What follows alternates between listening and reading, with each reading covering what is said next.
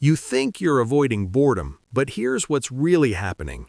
Every time you reach for your phone, the moment you feel that empty, uncomfortable feeling, you're training your brain to never think deeply again.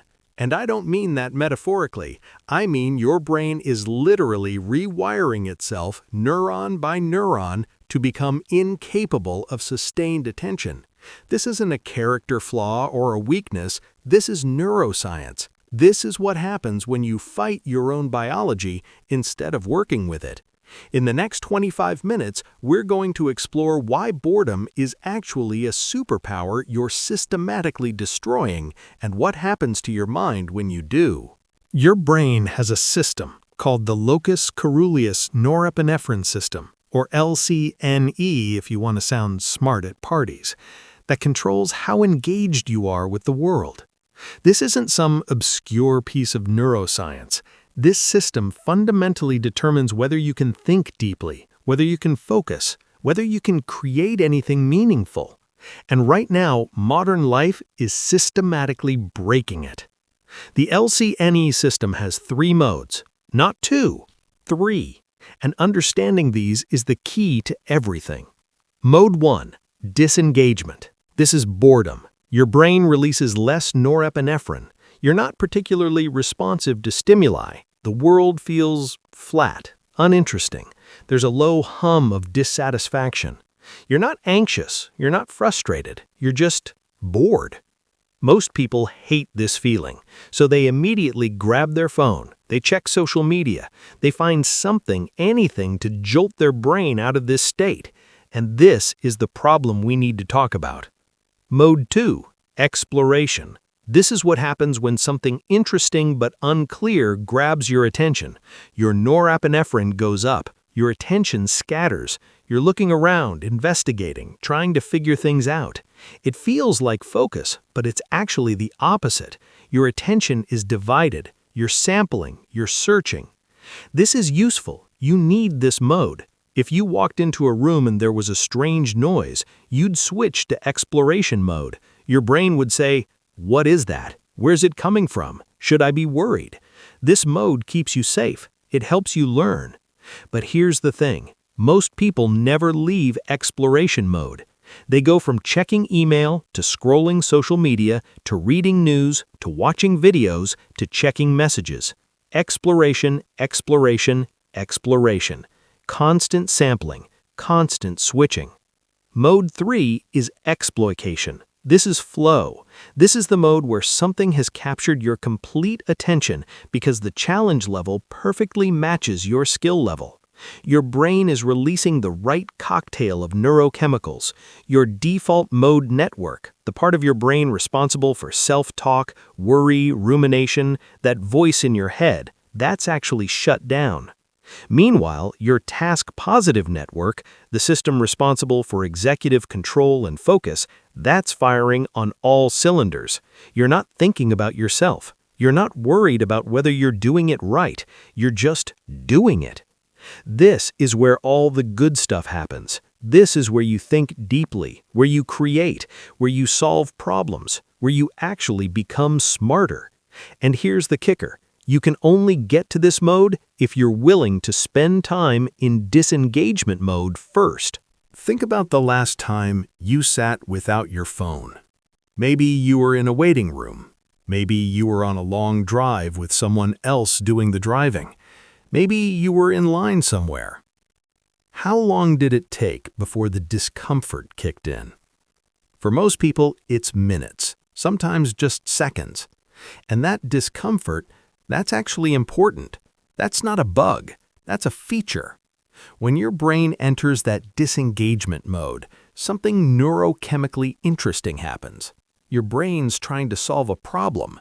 This isn't interesting. How do I make it interesting? And while your brain is sitting with that problem, something unexpected occurs. You start thinking. Not the thinking where you're solving a specific problem at work, not the thinking where you're replying to messages. I mean the kind of thinking where your mind actually wanders, where you're making unexpected connections, where insights emerge. This is called the default mode network activation. and it's only available when you're bored. Studies of creativity show something fascinating. Some of the best ideas don't come when you're grinding away at your desk. They come when you're bored, when you're in the shower, when you're walking, when your brain has stepped back from deliberate problem solving and just let go. But here's where the paradox kicks in. Boredom is aversive. It feels bad. Your brain is literally telling you, this is uncomfortable. Do something about it. And that's actually an adaptive signal.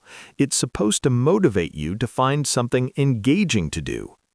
Except now we've created a world where finding something to do means reaching into your pocket. So the signal, the very mechanism that's supposed to push you toward engagement, now pushes you toward distraction. The discomfort of boredom is immediately solved by infinite novelty. Instagram, TikTok, YouTube, Reddit, Discord, news feeds. The options are endless. And here's what happens. Your brain learns. It learns boredom equals bad, phone equals good. It learns to avoid disengagement mode at all costs. But avoiding disengagement mode means you never reach exploitation mode. You never reach flow. You never spend the neurochemical energy required for deep thinking. You're choosing comfort over depth, stimulation over understanding. Let me tell you about an experiment. A researcher named Csikszentmihalyi spent decades studying when people felt most engaged, most alive, most focused. He called this state flow, and he discovered something precise about it. Flow happens when there's a specific relationship between your skill level and the challenge level of the task. If the task is too easy relative to your skill, you get bored, you disengage. Your brain is like, I could do this in my sleep, why bother? If the task is too hard, you get anxious, maybe frustrated. Your brain is like, I don't have the tools for this, this is overwhelming. You exit into exploration mode, looking for an escape route. But when the task is just right, when it's challenging enough that you can't do it on autopilot, but not so hard that it feels impossible, something happens. Your self-awareness shuts down. Time distorts. You're completely absorbed in the task. This is flow. And here's what's happening neurologically. When you're in flow, your default mode network, that critical system we talked about, it's actually suppressed. The part of your brain that does self-talk, that worries, that's constantly evaluating you, it goes quiet. Meanwhile, your task-positive network, the system for focused attention and executive control, that's fully activated. You're released from self-consciousness. You're purely in the task. The neurochemistry is precise. Flow activates anandamides, which create feelings of pleasure and flow. It activates noradrenaline for focus, dopamine for motivation, serotonin and endorphins for well-being. It's not just feeling good, your brain is optimized for learning, for problem-solving, for peak performance. And here's the research number that should make you think. People in flow states are approximately 500% more productive than people in other states. 500%. That's not a small effect. That's not marginal improvement. That's a complete transformation of what you're capable of. But to reach that state, you have to be willing to sit in disengagement first. You have to tolerate the boredom. You have to let your brain try to solve the how do I make this interesting problem. Okay, so let's talk about what happens to your brain when you train it to avoid boredom. When you're constantly reaching for your phone, constantly switching between tasks, constantly introducing new stimuli, your brain adapts. It's actually really good at adapting. That's what brains do. They're prediction machines. They learn patterns. And the pattern you're teaching your brain is boredom is an error condition. It's a sign that something's wrong, you need to fix it immediately. So your brain learns to hate boredom, to treat it as a threat.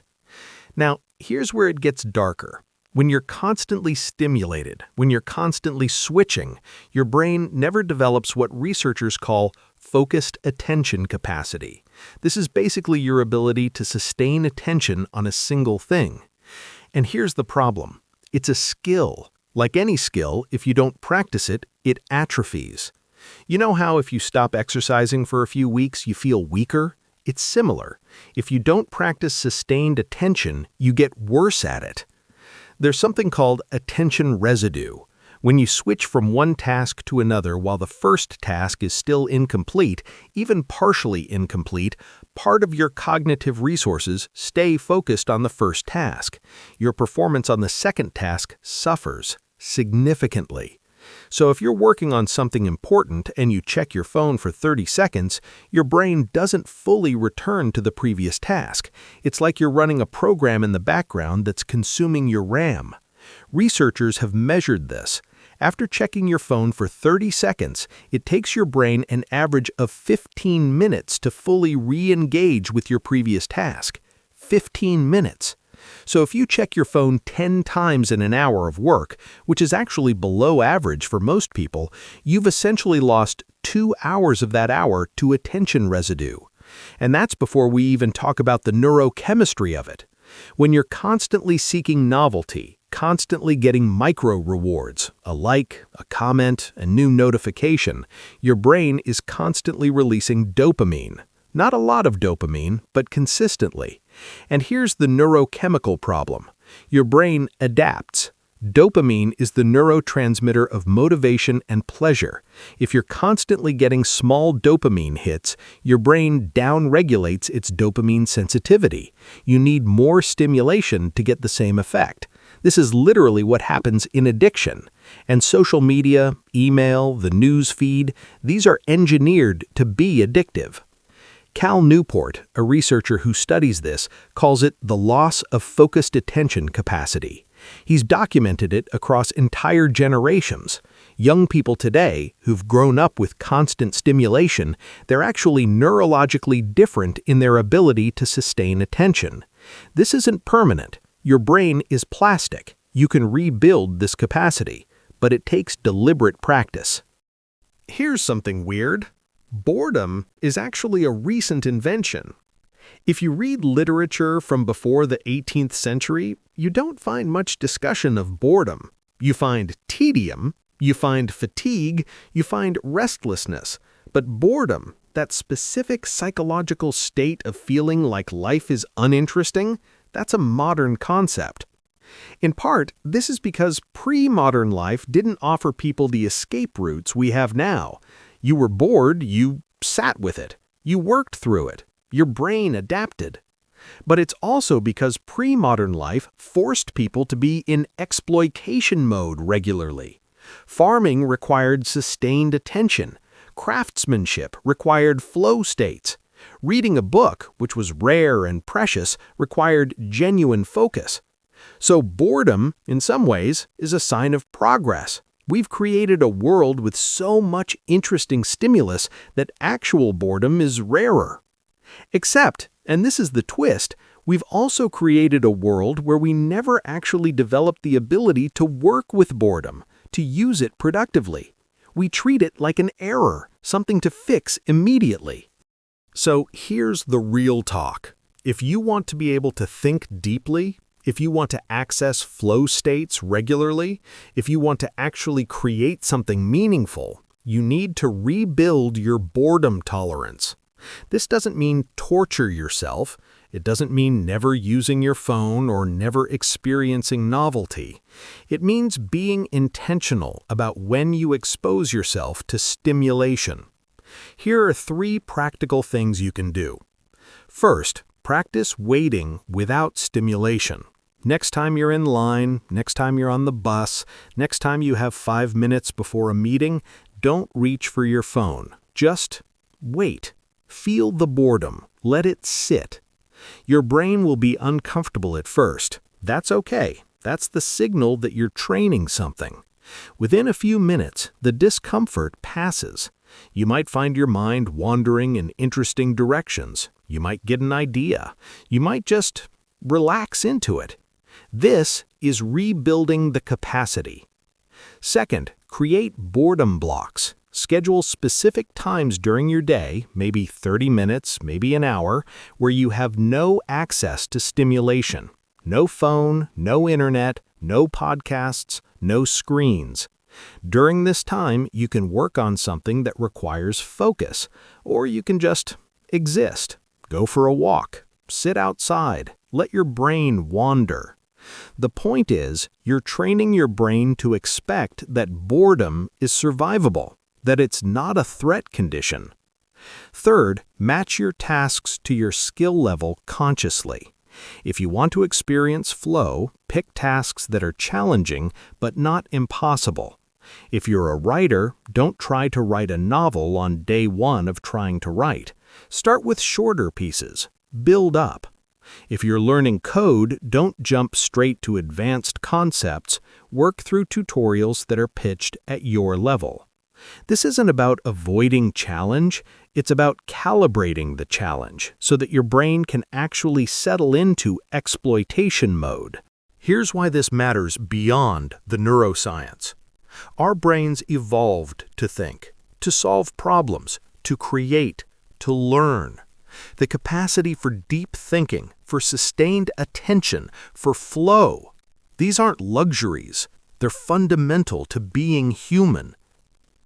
When you systematically train your brain to avoid boredom, you're systematically training it to avoid the one state where the deepest thinking happens. You're making yourself less capable of understanding complex ideas, less capable of engaging with difficult problems, less capable of learning things that require sustained attention. And in a world where the ability to think clearly is increasingly valuable, where misinformation is rampant, where manipulation is constant, where problems are getting more complex, this is a serious loss.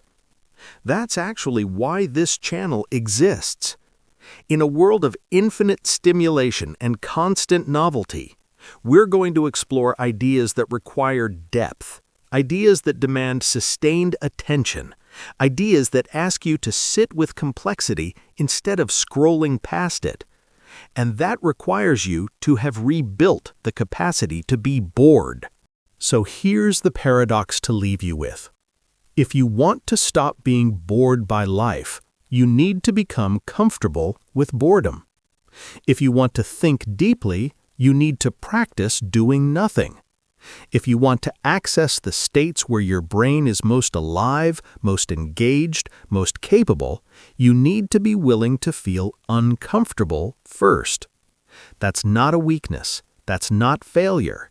That's you learning to work with your neurobiology instead of against it. And that's a superpower in a world designed to keep you constantly distracted. In the next video, we're exploring another superpower your brain has, one that's probably running your life without you even realizing it.